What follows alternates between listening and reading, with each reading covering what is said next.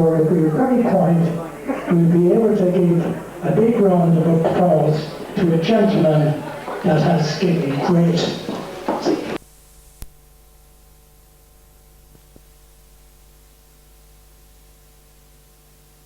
to make sure that the warships that arrive in Hall's Quarry will be looked after. So when he comes in the door, if we're very quiet, we'll be able to give a big round of applause to a gentleman that has given great sport to Limerick, etc. So wait till we get him in and then we'll give him a round of applause. It's Tony McMahon. He's on his way. Thank you for your attention.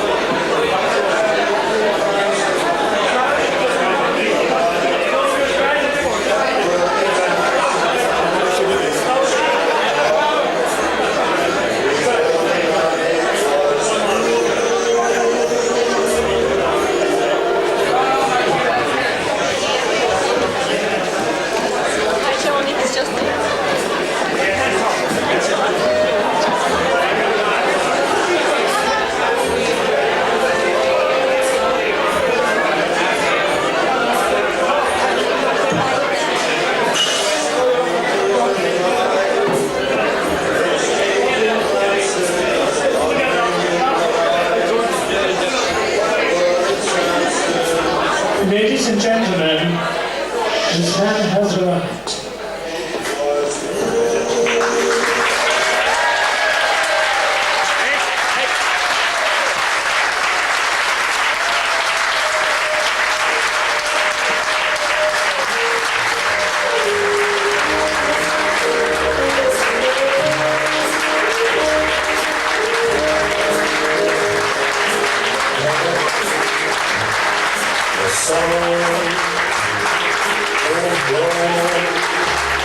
From across the sea,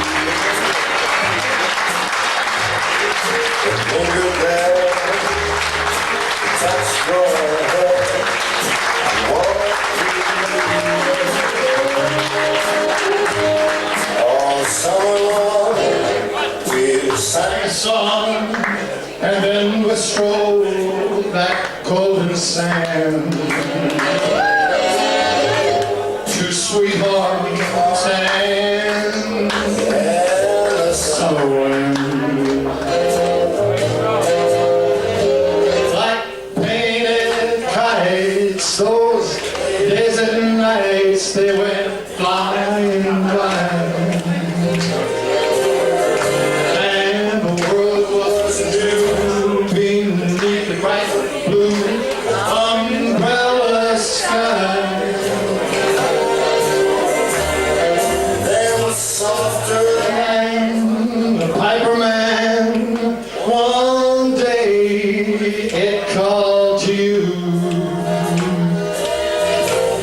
I lost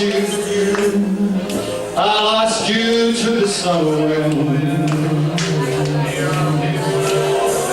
Now the autumn wind and the winter wind, they have come and they've gone.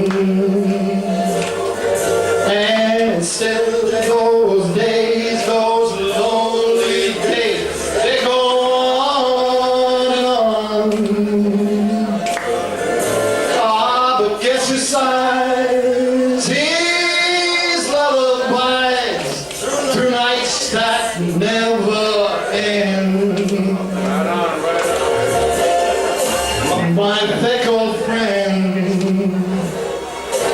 summer wind, the summer wind. That's the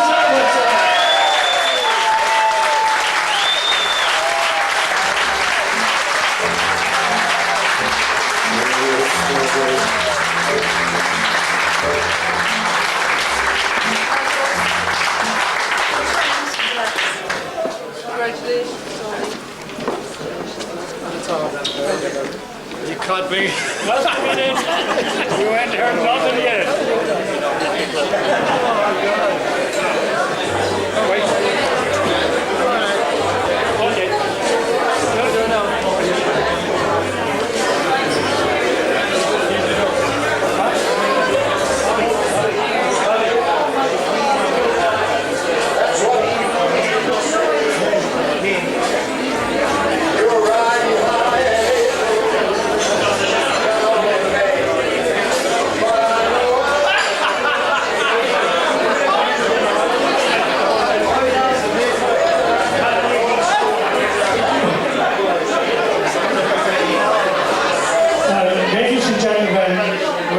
Commence our festivities this evening, and I've just said to my learned friend, when we were in Germany together, his fluency of the German language puzzled everyone.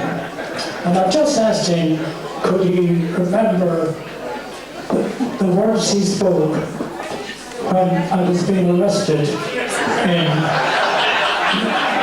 the stadium. You said, I said, Doc, you're on your own.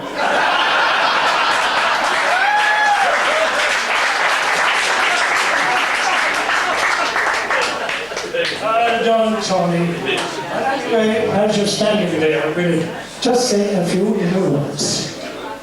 This evening's testimony will pay tribute to the unique talents of one of Limerick's true characters. A man whose contribution to the game of soccer in this city, and in particular who is beloved by the 90 Rovers, has been one of outstanding service. In his broadcasting career, which on the man of Radio Rimini and 95 FM on the famed sports show. Now, Johnny, will you go along with that?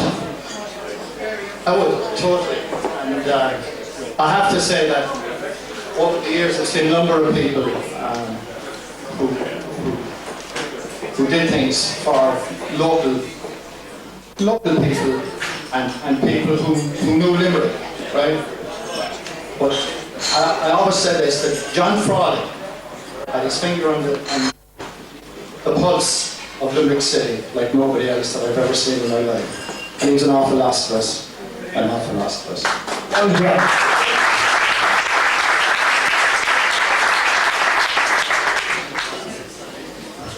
Tony, these abilities are reinforced in those who have come, many from distant parts, to do you honor this evening, encompassing a wide spectrum of an entire range of club and code affiliations, as well as those who have worked with Tony in both the customs and excise service and in the broadcast and print media.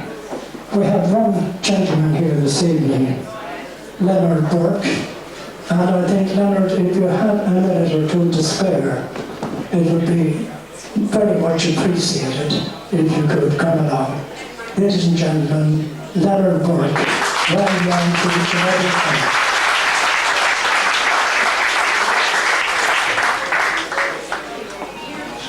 I'm normally in the habit of passing Tony around, as Johnny will tell you, from a night in Kilkee recently. Good evening, everybody, and I feel a bit of an imposter amongst this Ballynanty Rovers stroke Thomond crowd. I'm delighted to have been invited here tonight, and I think it has something to do, certainly not with my inability to play soccer, but in my capacity as a cult journalist, Tony, for almost 30 years in local radio.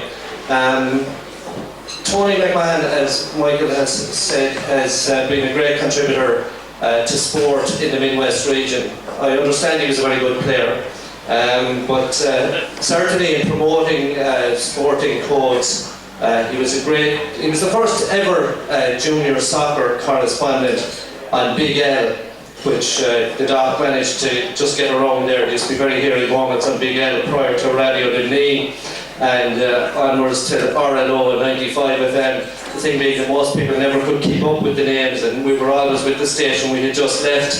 But Tony started, and he was going to be a hit from day one, because the late Tommy Hines noted Tony's talent at an LMC meeting, I think, and he asked Tony would he mind doing the junior soccer on the sports programme on a Saturday in Big L in Ellen Street, round about, I'd say, 1977-78. And Tony agreed to it and was working in customs at the time. I think there's a few customs lads in tonight, and was in work on a Saturday when he knew he had to be elsewhere, and knew that he couldn't be anonymous, so I think he might have taken a half day. And he headed in the road from Shannon and pulled in on the way and got out a copy of the Limerick Leader and had a look at the fixtures in it. Could be the week Echo did, but I think it was the Leader. And he had a quick look at it, and he said, right now, I'm ready for any question Tommy Hines has to ask me. So he went to Ellen Street into Big L, downstairs, underneath where Des Fitzgerald subsequently had a bookies shop, and in there was one microphone, and Tommy Hines had it. And of course, known Tommy Hines, all of you, the late Tommy Hines had a cigarette in the other hand, and he was in his painter's outfit, and he said to Tony, Tony, you're going to cover junior soccer for us now. That's right, okay. It'll only be about 10 or 15 minutes, Tony, and I'll be here. And with that, the microphone went live, and Tommy Hines introduced Tony and said, "No, Tony, a great weekend in junior soccer," handed him the microphone and fecked off up the stairs.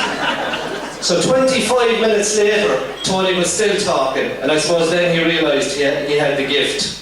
And he continued on for many years at soccer, and then he decided in his wisdom to get out of soccer and start covering racing.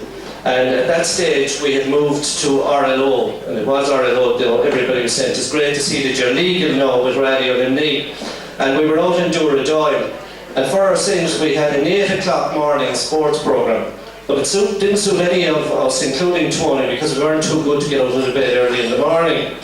And we decided that Jim Upton, who was with us on the sports team at the time, who Pat Hession would know down there, because he always mentioned you, Pat. Jim was working with M&Q Plastics at the time. I think he owned it, Tony, if memory serves me right. And we decided that Jim could do this early morning broadcast because it was on the way to work for him. So we invented a tip for the day called Deneen's Disaster. And Deneen's Disaster was a horse that never won, but was given every morning. But Jim Upton had to start this process going, and he knew absolutely nothing about racing. So he rang Tony in the evening before, and he said, "Tony, how will I know what race meetings are on?" And Tony gave him a bit of advice. He said, "You look in the Cork Examiner tomorrow, and in the Cork Examiner you go to the racing page, and in bold black print you'll have the name of each race meeting. And you just read out those names and you'll be fine." So Tony rang me to tell me he had passed on this information to Jim Upton, and that we should listen in the morning to make sure that he gets it right, because it was his first time and we were very, very much into quality, as you all know. So the following morning anyway, Jim Upton at about 8:05 announced that today's racing was at Redcar, Southall, Uttoxeter, Exeter, Roscommon and Bestform. So Tony ducked for cover anyway when the inquiry came about it. Just to finish up on a note about him, and I think tonight is very much about a celebration of, I think, all the things outside of radio as well as radio. But Tony had a great ability to actually diffuse potentially difficult situations, and believe you me, they can arise in radio world. But in our early days in Doyle, the racing results, it was pre-teletext days or pre-internet days, so we actually had to read the racing results off the master sheet from the local bookmaker's shop. We had a sponsor who happened to be a local bookmaker, and who Tony inveigled into getting one of his staff to drop us out the results every evening. And the first evening, Tony was there to make sure that everything would go right and that Tony would read the results, and we would be off and running, and our sponsor would be very happy with that. So at about, it was the 6 o'clock sports bulletin, so at about 4:30, Tony, who never left things to chance, arrived out, and it was during the winter, to find that the local bookmarker in the bookie's office had got there ahead of him on his bike with the results and was seated in the corner waiting for his moment of glory to go on and read the results. So I arrived at about 5 o'clock on my way home after a bit of overtime at work, and Tony was sitting in a corner, and he says, "I have a bit of a problem here with this lad," he said. He thinks he's going to actually read the racing results this evening, and I haven't quite figured out how I'm going to let him down. So I think I had to meet Lendenine for a serious meeting over the highway. So I said, "I'll come back in a few minutes and see how you're getting on." So lo and behold, I went off and I came back about 15-20 minutes later, and I said, and your man was gone. And I said to him, "Tony, how did you deal with that?" But he said, I didn't want to leave him down, no, said Tony, so I had to leave him down gently. And what I did was, I brought him over and I sat him down, and I said, "Thanks very much, Michael, for bringing out the racing results. You know the situation here now. I'd love to allow you to read the results, but it's a question of insurance." And happily the man got on his bicycle and headed back into town, and the situation was diffused. Just one of the very, very many skills that Tony McMahon has. And Tony, I'm delighted to be here tonight, and I hope you have a great night, and you deserve it.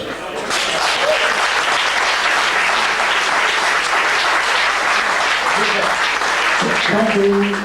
Ladies and gentlemen, we have another young gentleman here at the corner, and he's a man that is known through all the stages of life, and we refer with great dignity to Mr. Paddy Flynn. Paddy, would you come up here to background?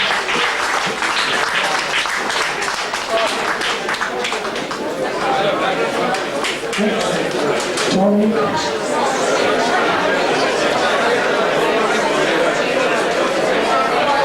Ladies and gentlemen, I'm aware I should start with you, because if I tell you when I first met Tony, you'll figure out by adding up how old I am and how old he is. Is that okay? Can you hear me? Okay. I was a very young teacher, a real rookie in the old Munchin school, if you can remember it. And I opened the door of the classroom, went in, and there were 48 jumpers looking out at me. In those days, pupil-teacher ratio hadn't been invented. So 48, you were lucky if you only had 48. It was 4th class. Tony was sitting there, and my memory of him is what every teacher wants to see. A kid who wants to learn. Doesn't matter whether they're bright or not. If they want to learn, you can teach them. He was lucky, he was bright as well. I'm delighted to be here. And when Tony Fitzgerald asked me to come, I said, well, what am I going to say? But I really am delighted. And I'm delighted that as the years have gone by, Tony's talents have come to the fore, and he's given so much pleasure, so much real pleasure to so many people. In the younger days, like, they were innocent times really. But Tony, down through the years, if you trace it back, everybody who came in contact with him left a little bit richer. I think that's a wonderful tribute to anybody, and I'm delighted to be here. Tony, I'm very meet you on church.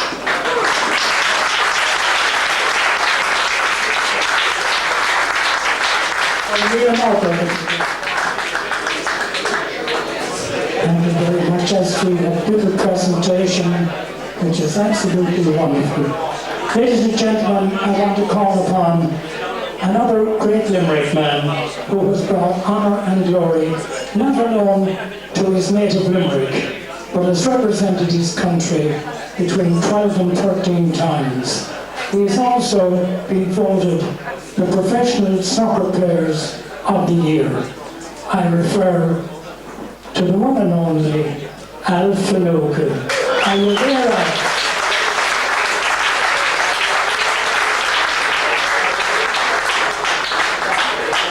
Ladies and gentlemen, gentlemen. Come on, a good round of applause. Absolutely.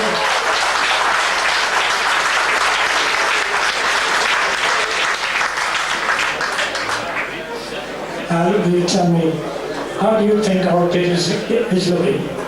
He's looking horribly well, Michael, just as you are yourself. Thank you very much, Jefferson. I remember back in the very early 60s, just after I had started being training with a number of these guys who were out, and Tony himself in the Marcus Fields. And he was a very, very good player. In fact, I'm delighted he gave up the soccer eventually to go on to be a sports journalist, because had he continued playing soccer, he'd be up here instead of me now talking to him.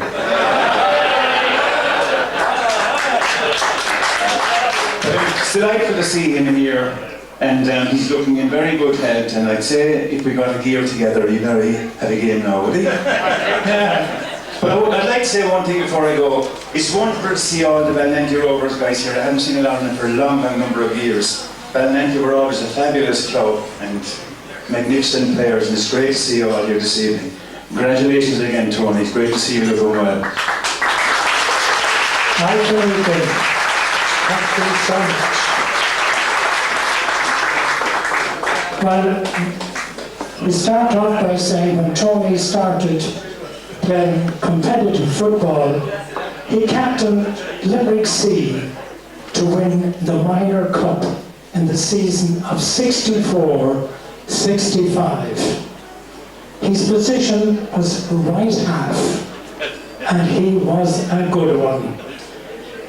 And I'm delighted to say that we might have one or two people here tonight who would like to pay tribute to you, Tony. And with that, I would say, can we have the Minor Brigade, please? Here they come. Ladies and gentlemen, I'd like to introduce that minor team of 1963-64, which is about 44 years ago. And I think all but one of them are here. Ollie Finnan unfortunately couldn't make it. So I'd like to introduce the team that played with Tony in that first minor grade. Pat Hessian was in goal. If you could come up here for a second, please.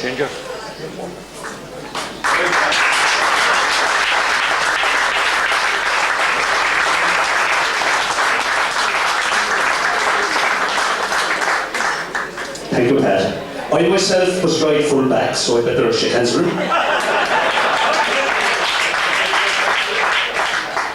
Left full was a man that unfortunately has passed away in the last couple of years, and he was a great friend of ours. But he's represented tonight by his son, and that was Tommy O'Driscoll's son, young Tom.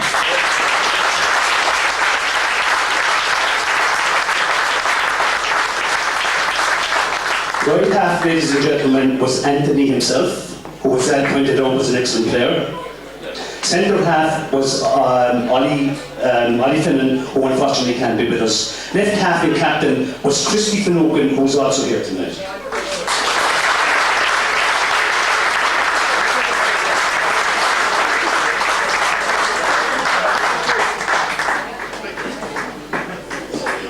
Outside right was Derry O'Donovan.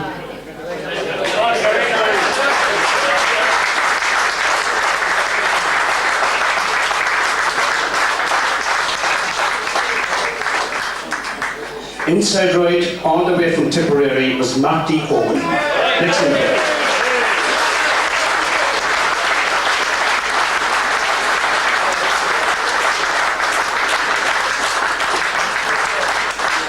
Centre forward, ladies and gentlemen, was the man that appeared on the Centenary Team of the Year here, Mr. Jerry Hawke.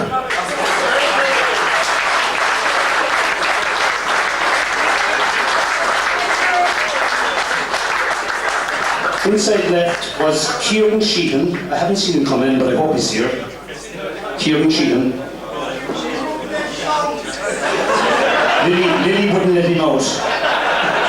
And outside left, and I definitely is here tonight, and that was Louis Upton.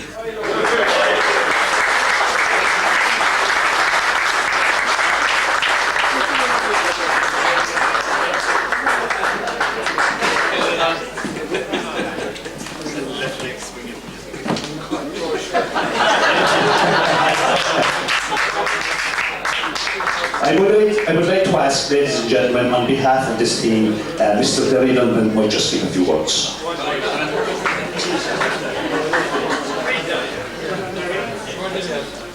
Tony, it's lovely to be here tonight again. I'm telling you, it was around 44 years. I can't believe that.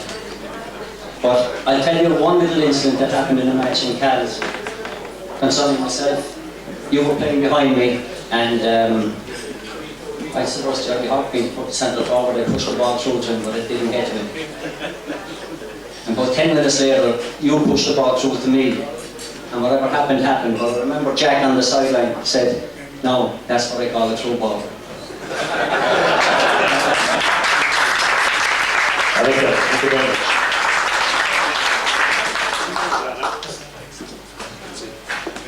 Well, I'm looking at what I consider would be the magnificent 7+2, but it is a pleasure and a privilege to look on such wonderful players and to pay tribute tonight to the man who's hiding behind our back, whose footwork excelled only to deceive. Tommy, on behalf of all your friends, we'd like to thank you and say, we'll meet again soon. Well done, Tony. A tremendous pleasure.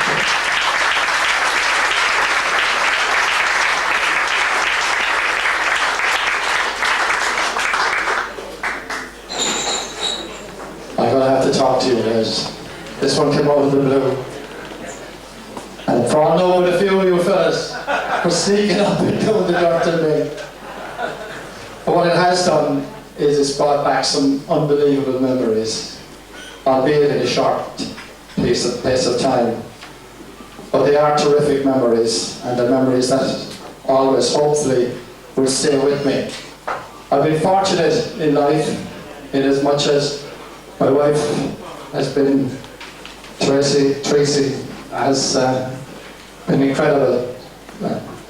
And I've had fortunately, in my brief enough period in sport, to meet so many top class players, and most of all, nice guys, genuine people, lovely Limerick people, and I'll never ever forget it.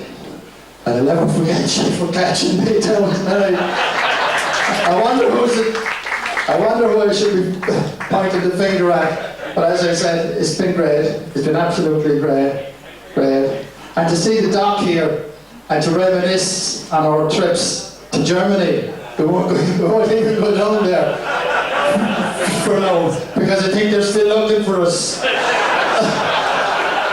Something about it, but hiding under a, what was it? Where were you, Doc? You were under you hid under the ground. In the bed, you hid under the bed. And they were looking for somebody. Oh God.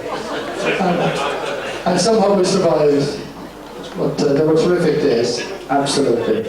And as I said, you all caught me out tonight. And Teresa, I don't know what to say to you.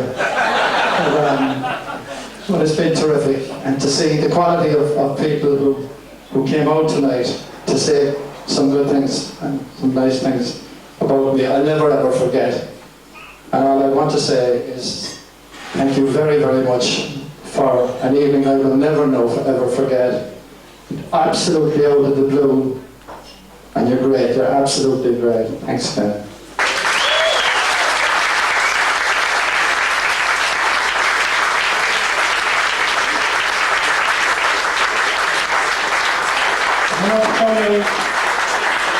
While you were seconded to Dublin, you met a few lads up there, and I believe one of them was Jerry Lowe. I think in Dublin at that time, he formed the Pioneer Association, and also told here that the book that you wrote will be released in all well-known shops this Christmas, and the censorship has been lifted. So I'm hoping you're going to have a good time. I think we have one or two more, Tony, there that you'd like us to bring to. So as we run it on and we come to Dublin, we'd like to call upon a great young monsterman, a great soccer man, but above everything else, a great friend, Jerry Lowe.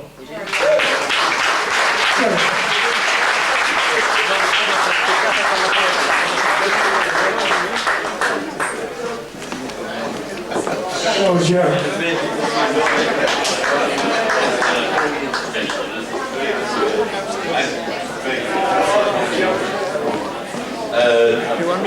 Ladies and gentlemen, the last time I met this guy was with Dennis Law in Greenfields. And I think I grew up with Tony. We were in Sexton Street. We suffered Brother Cowler, Tommy Green, Tony Brown. Yeah, and we got rid of a few of them, but yeah. But when they were talking about Tony as being an intelligent guy, he was top of the class. And in the 60s, the whole thing was to get the Junior X. You got the Junior X, you had it made, you got that £20 a week job that was there for life. There was no question of inflation in those days. And Tony was top of the list, and he selected customs. But fortunately, a couple of the other guys, the rest of us, we got jobs as well. So we all ended up, Tony, in 23 Cabra Park in Dublin.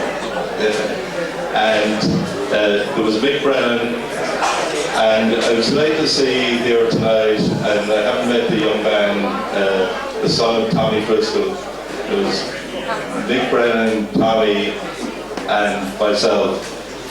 And it was a great setup, but things got a bit out of hand in the flat. So I got an idea that why couldn't we appoint a skivvy for a week, you know, and the rest of us would have 3 weeks off.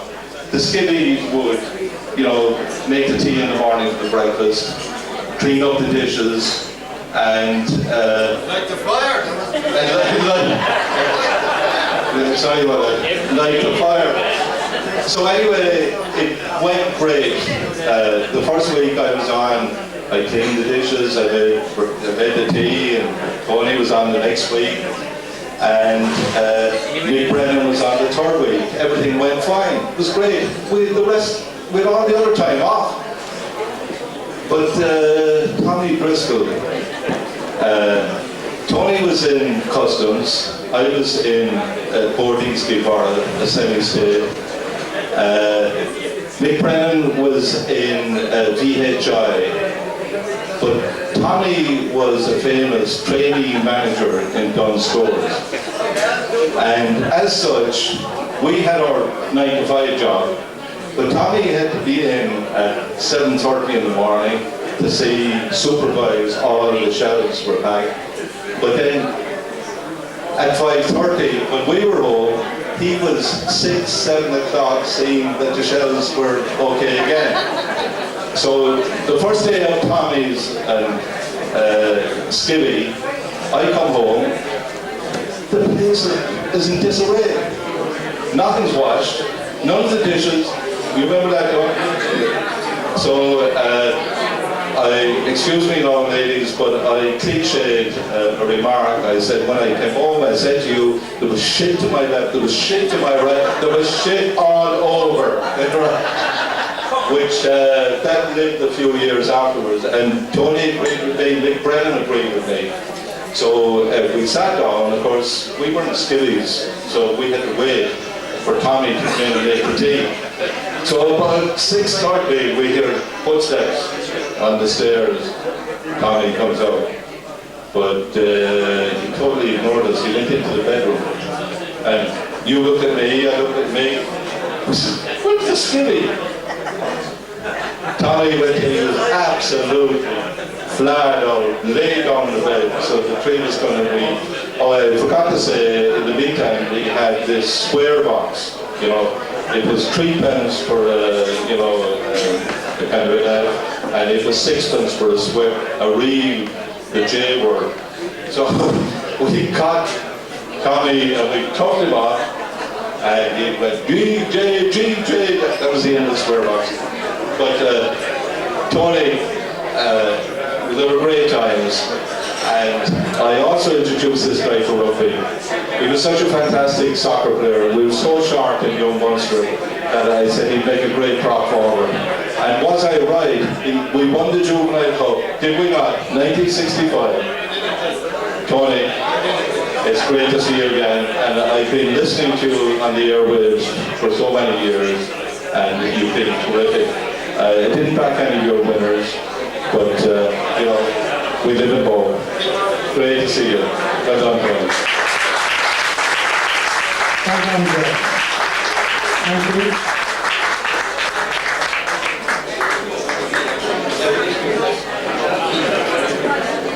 Tony, I suspect that you might remember your early school days.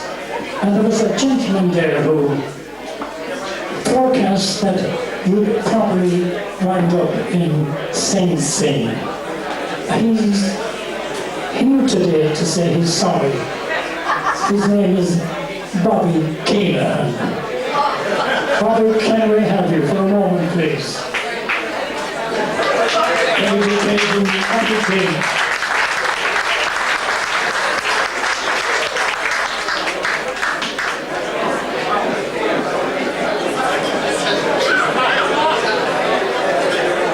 Ladies and gentlemen, we have a story instead of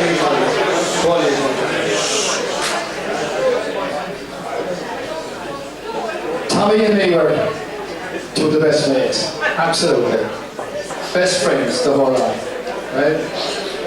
Until we met on the field, right?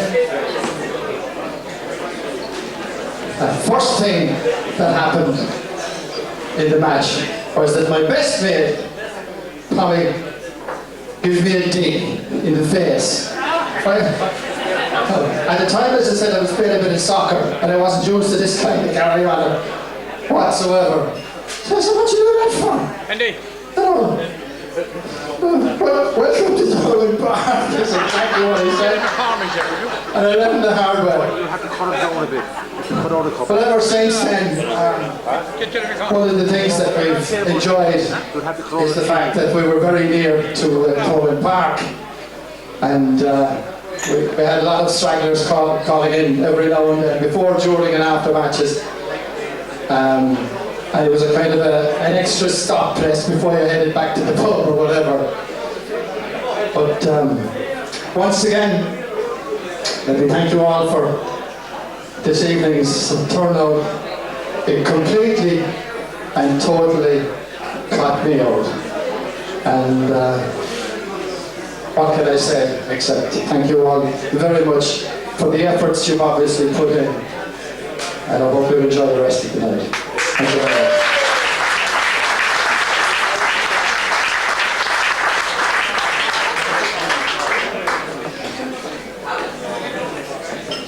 We're now calling on that wizard of dribble, a young man who has looked after the schoolboy soccer for a number of years. We're calling on Jerry himself. Jerry McCormick, are you there, Jerry? A round of applause for the man who's given his life to children and soccer.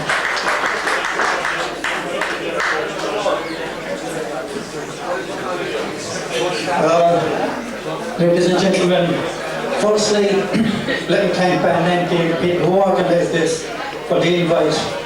It's a pleasure and a privilege to be here tonight. When I first went into schoolboy football, 30 odd years ago, I looked around and there was characters involved who Tony will recall, with Joe Milan, Georgie Mitchell, Paddy Brennan, Tony McMahon, and I was a little godson. Going into these people who I looked up at when they played schoolboy football. But what it taught me and how I learned was unbelievable. But in every club, you have characters. And Ballinanky were no exception to that. With Larry Fitz, God be with him, who was a great schoolboy person. And beside Larry, you had Tony. And Tony, down through the years, has Ballinanky blood running through his veins. And when they lifted the FBI Youth Cup, I said that was his proudest moment. Because I know for months and months after he celebrated. And that was well deserved. Tony, what you've given to football and to sport in Limerick will never be forgotten. We'll always remember you as a gentleman for what you've done for football and what you've done for radio and the publicity you've given schoolboy football when it was badly needed will always be cherished. So Tony, thank you again. You're looking marvellous. Have a wonderful night and it's very much deserved. Thank you, Tony. Thank you, Troy.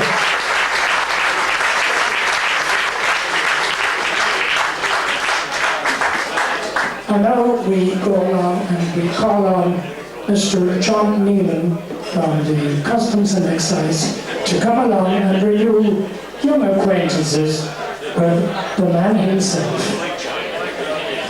Are you there, John?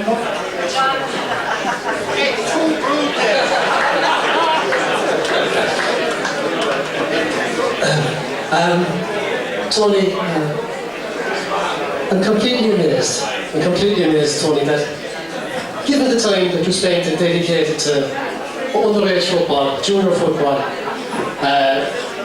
sports coverage, Tony, how did you ever get time to come to work?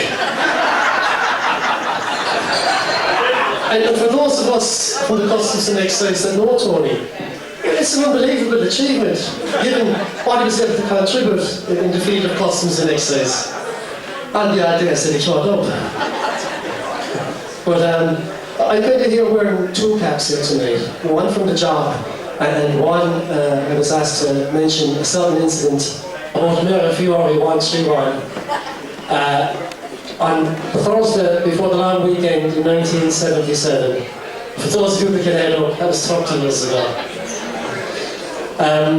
What happened on the day, I suppose most of you know, and really, we were very lucky to get over that crash with our lives. That was an interesting enough experience, but what happened every year on the first Friday of June, for the next 25 years, was even far more interesting, as those of you who've met us in several areas and pubs around town know. If you didn't realise the story, Tony tell you all the details on the night. And so both of us have a couple of words of thanks to a lot of people from Tongate who in certain areas of the night helped us across the road, helped us into cabs, helped us over cabs, invariably paid for cabs. A debt that we owe an awful lot. But as you know, as my second hat, my hat of Customs and Excise, those of us who work in Tony, the words couldn't fail to describe the effect he's had on each and every person that he worked with down through the years. I know Tony since 1976, and the work with him in Shannon, work with him in Limerick. We've always been great friends, we've always kept in touch, even the years that I was working with him in Cork. But wherever he worked, Tony always had a lasting impression on the people who worked with him. It was because of his charm, his great wit, and his somewhat limited knowledge of Customs and Excise. Well, nobody knows, I suppose, how he was able to dedicate so much outside the job. He had to sacrifice someplace. But again, those of you who were with us in October 2 years ago over in the boat club and saw the night that Tony got from Customs, you will realise just how much he meant to us as a colleague and as a friend. And all I can really say is, Tony, enjoy tonight. Thanks for everything. And again, sorry, Tony, I was on this as a little bit.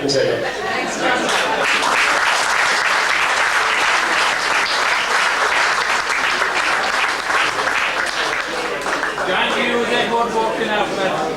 You that work. And ladies and gentlemen, it would be Hamlet without the prince. If we didn't call on this young lad, who I'm sure will get a resounding reception when we call upon Jerry Ginger Cronin.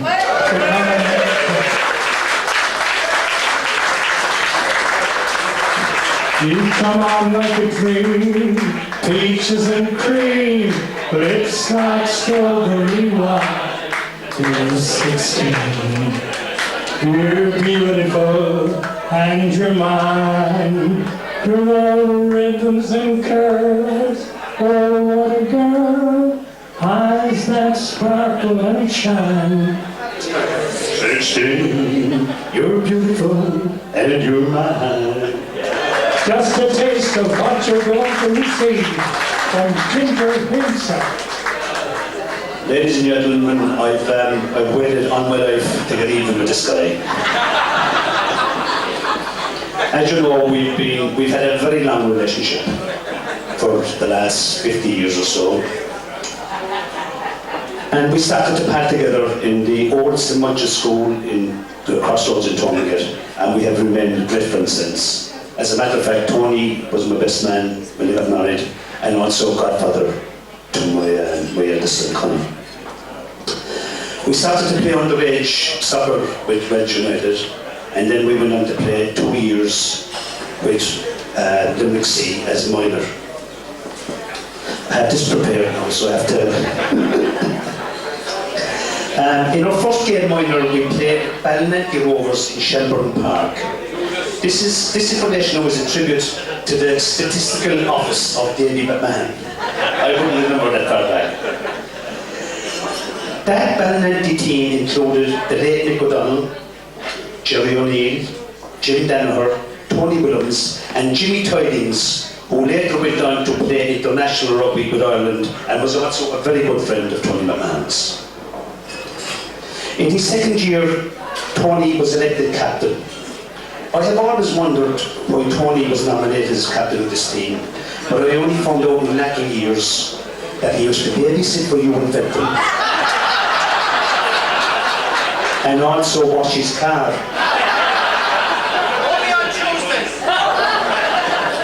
Another story to illustrate how accommodating Tony could be and accept decisions even that were against him. Back in the 60s, we formed a ballad group called the Weavers. We were pretty successful and won some local competitions. The group consisted of Jerry King on tin whistle, myself on guitar, my late brother Richard on guitar, and Tony on vocals. Around this time, a very attractive young lady with an excellent ballad voice came on the scene and expressed an interest in joining our group. Though Tony was on par as a vocalist with this young lady, she certainly had an edge in looks. I had to make a very delicate decision as leader of the group and terminate Tony's involvement. He accepted it most graciously and completely understood the genuine reasons I had for getting rid of him.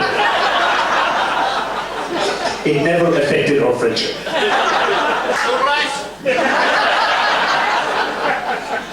Some other close friends of Tony's are here tonight, namely Pat Deneen, Shelly Ryan, Dan Masterson, Declan Cusick, and the late Larry Fitzgerald, just to name a few, and most of whom are here tonight to pay tribute. Finally, on a personal note, I will always cherish our friendship, Tony, and I would like to take this opportunity to wish Teresa and Tony the best of luck for the future.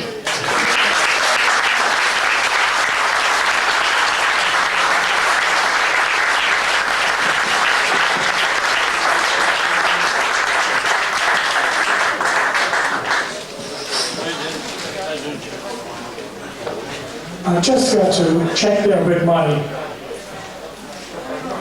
foreman. Did you say that it was, I see. Okay, wait a minute. Ladies and gentlemen, slight breakdown. I'd like to take great pleasure in introducing our next guest, Jerry McLaughlin. ladies and gentlemen, hello to you.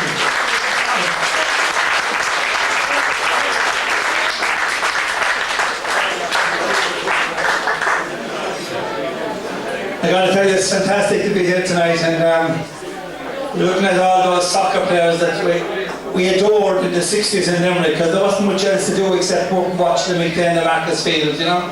And I was a bit of a plonker myself. I tried the game, but I wasn't up to the standard that you fellas were up to at the time, Tony, because they were fantastic. I think most of them could have gone across the channel if they'd look at all, but it never transpired, I suppose. But I was more like in that time. I spent all my time outside in Ballinanty, 57 Ballinanty, with my cousin Bobby Keenan, who was up there, because we had a rather large extended family outside there. I won't give you that nicknames, but we all spent every day of our life there. The McMahons were all this down there. We were like first cousins. Tony and Dave would come along, and with the Uncle Joe and Auntie Noni. I wasn't Uncle Joe and Auntie Noni, but it was your father and mother, that's what we called them.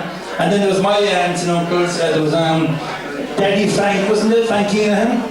Yeah, it was all Daddy Frank. And Maisie then, I'm sure you all know Maisie, it was name.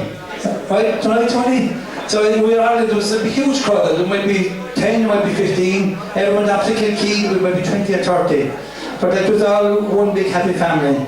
And at the time, actually, when I started up playing rugby, they expected the giant tournament, you know, but it had more sense at the time.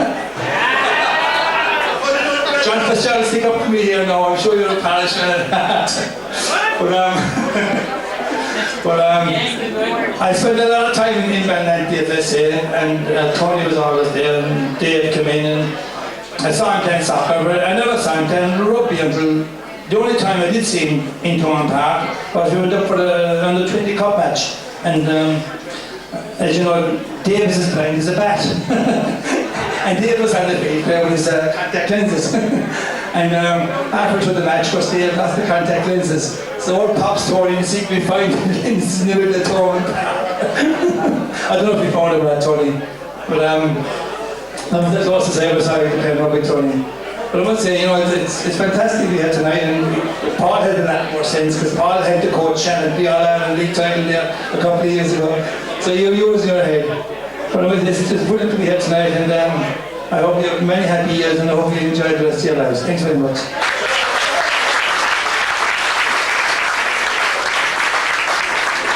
Thank you.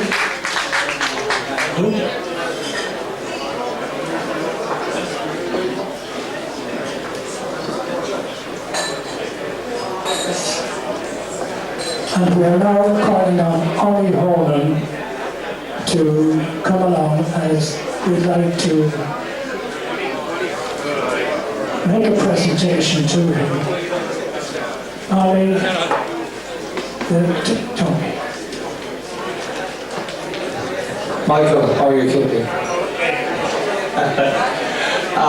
Tony, I am here just representing tonight. Kevin Kyle was supposed to come with me, but unfortunately he was detained and couldn't.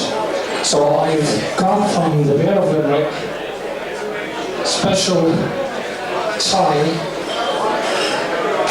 and a special scarf for your wife, and a letter from the Limerick on all the good things you've done for Limerick down through the years. And we're very, very, very special to be here tonight. So I want you to accept this from all the people of Limerick.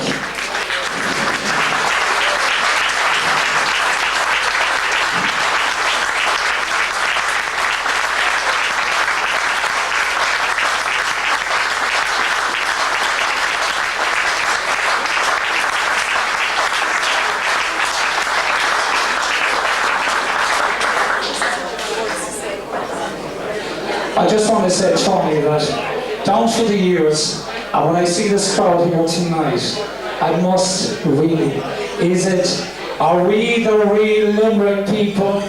Are we the people? Isn't it just fantastic?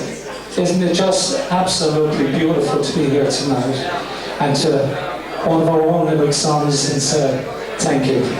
And thank you very much for what you've done.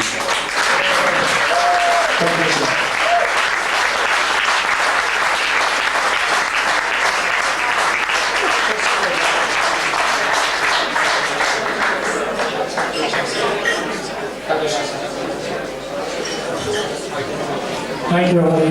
Great pleasure. Tony, before you sit down, my lovely body. Tony, you might recall on the first visit to Dusseldorf, when we were inside in this great big functions room, and we were representing Ireland, and there was Norway, Sweden, and Denmark, and there were 17 other countries, and you introduced me as Dr. Crowe. There's a reason for that, because as we landed, everybody in the wing was Dr. this and Dr. that. Right? So we had no doctor at the time. So the doc filled the gap. Well, he did so with gusto. Let me just tell you of my colleague.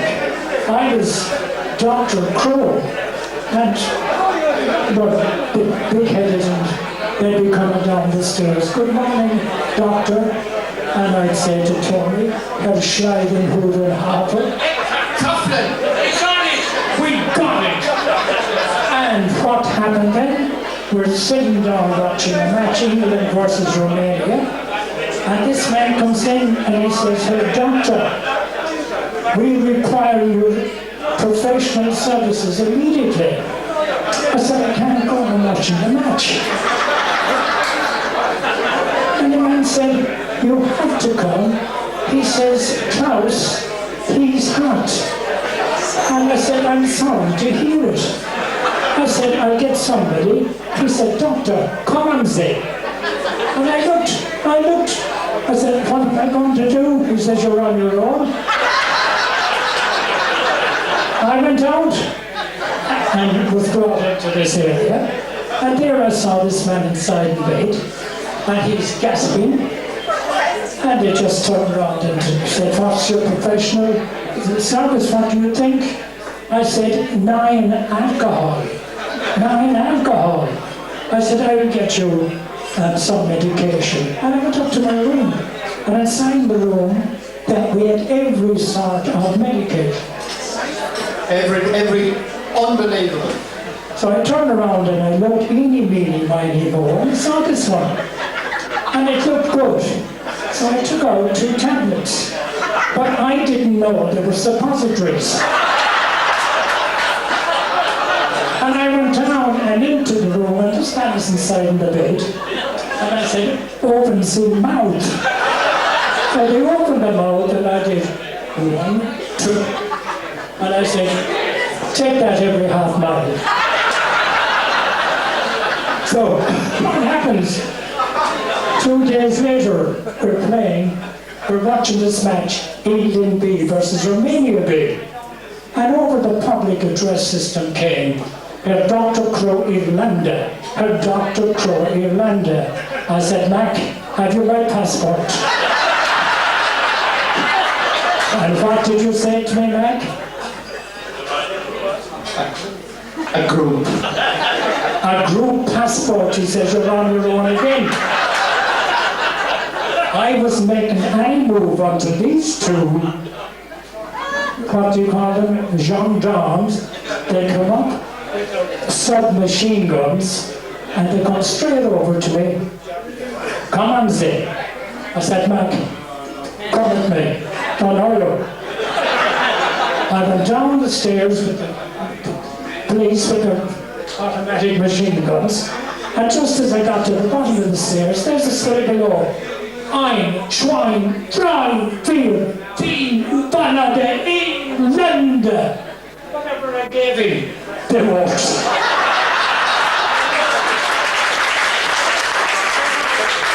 An absolute miracle. They're still open pure.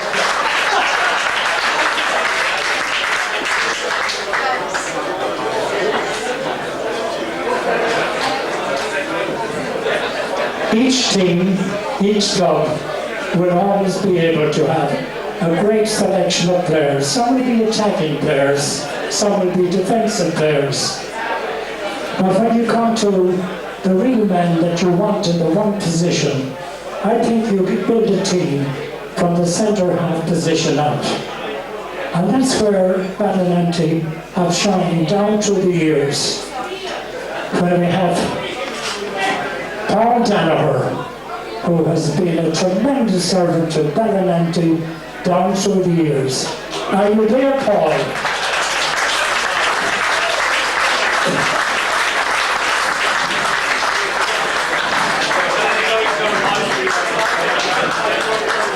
Are you there, Paul?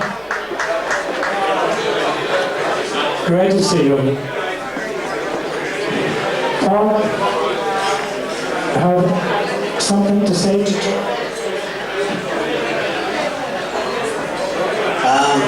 Ladies and gentlemen, Tony, an absolute pleasure to be here. You look so marvellous. I've been asked to make a small presentation on behalf of the team that won the FAI Youth Cup in 1975. Tony's participation in that, I think, kind of went probably unnoticed. This man on my left got all the glamour here, Dr. Crowe and Sean Carroll, but I think Tony was a real driving force. Gave every one of us to believe that anything was achievable, and that we certainly did in those days. So on behalf of the team, we'd just like to make this small presentation to Tony and say thank you very much. Well done, Paul.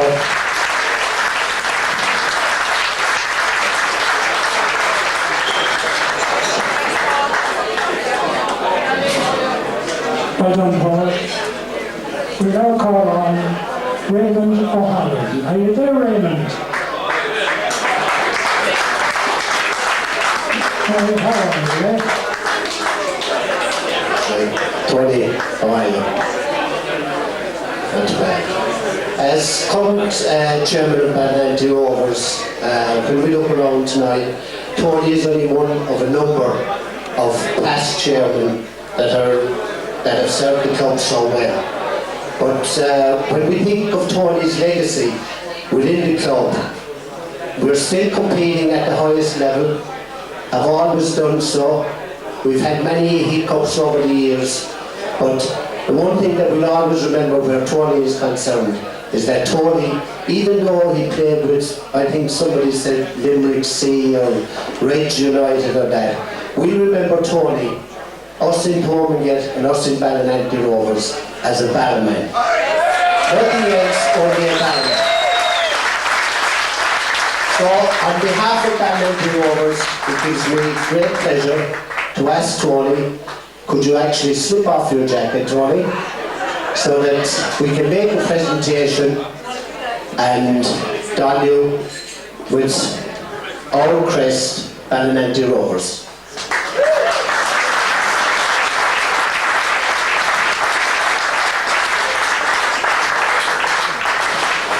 Okay, right.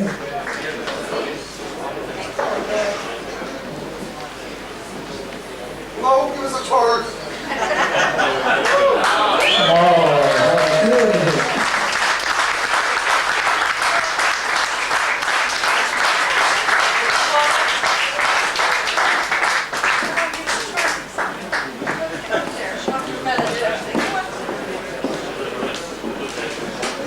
So Tony, as you put your hands in the pockets, we're bringing out 50s and 60s.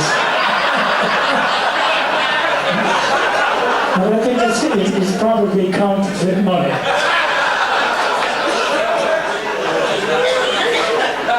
I think we have to call on somebody else up there, Tony. I believe he's one of the McMahons. Are you there, David? David McMahon. Come on, Dave.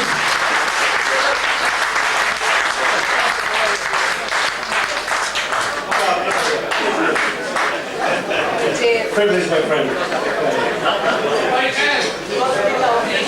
Indeed, Fraser. All I can say, ladies and gentlemen, is that all my life I always felt when I complimented Tony.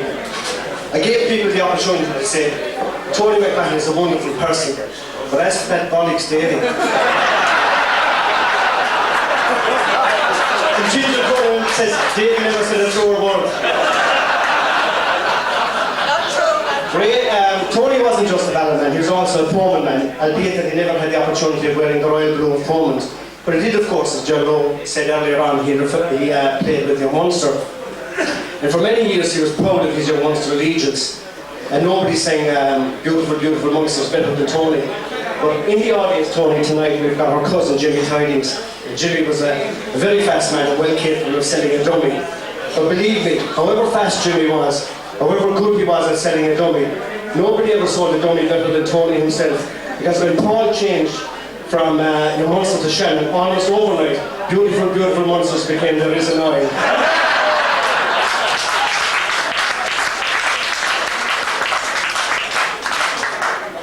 I've always regarded Tony not just as my brother, but as an absolute gentleman. And I think that's reflected in the huge tribute that you've all paid him here this evening. He's surrounded by his wonderful family, by Teresa, by Rachel, by Paul. I feel myself, quite honestly, I feel very privileged to have the opportunity to call him Paul.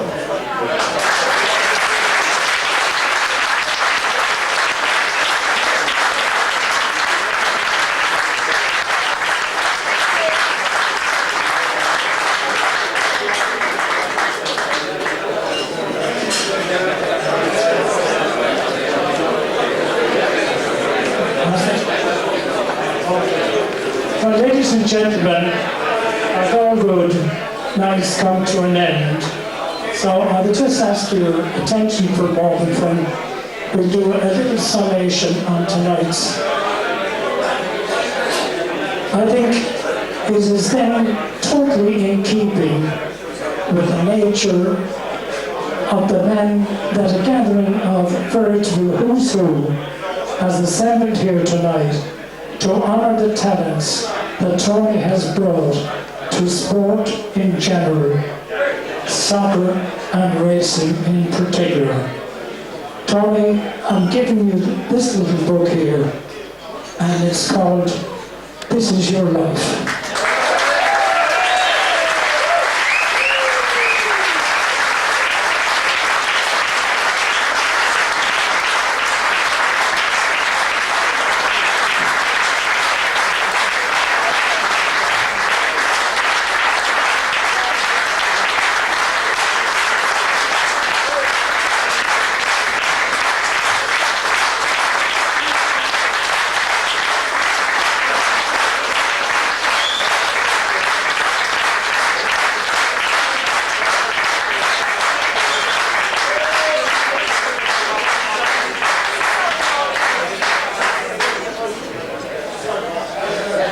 Wow. How do you follow that? First and foremost, to all you shaggers who hear this, I'll be seeing you outside the door in a while. One at a time, of course. And old Ginge might get a couple of extra raps from me.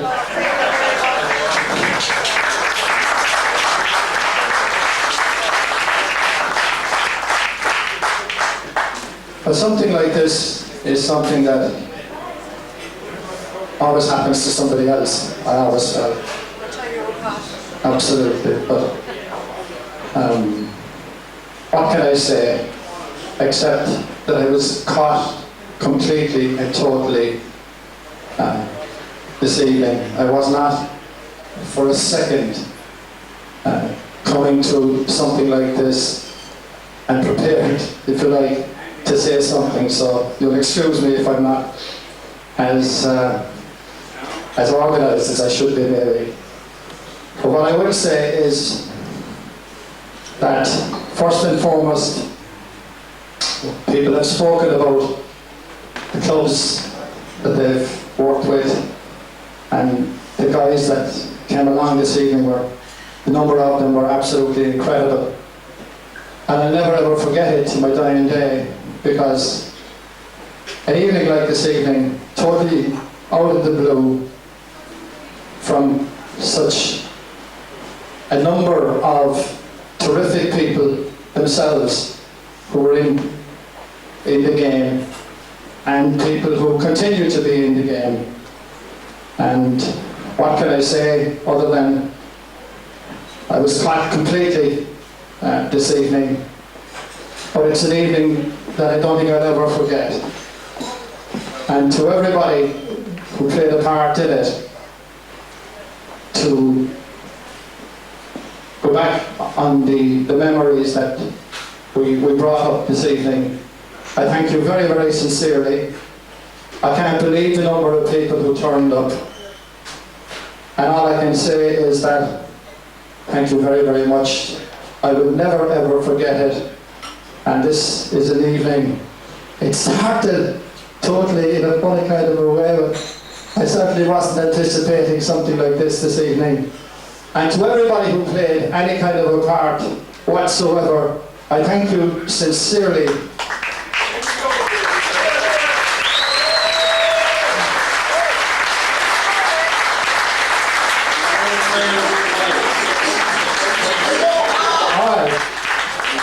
They're looking for a song here. The event went to the St. Jude Church. Put it in your hand. That's how it works. In Napoli, where love is king, when boy meets girl, here's what they say. When the moon hits your eye like a big pizza pie, that's amore. When the world seems to shine like you've had too much wine, that's amore. That's amore. Bells will ring, ting-a-ling-a-ling, ting-a-ling-a-ling, and you'll sing Vita Bella, Vita Bella. Hearts will play tippy-tippy-day, tippy-tippy-day, like a guitarella, lucky fella. When the cloud makes you drool, just like a pasta fazool, that's amore, that's amore. When you dance down the street with each cloud at your feet, you're in love. When you walk in a dream, but you know you're not dreaming, signore.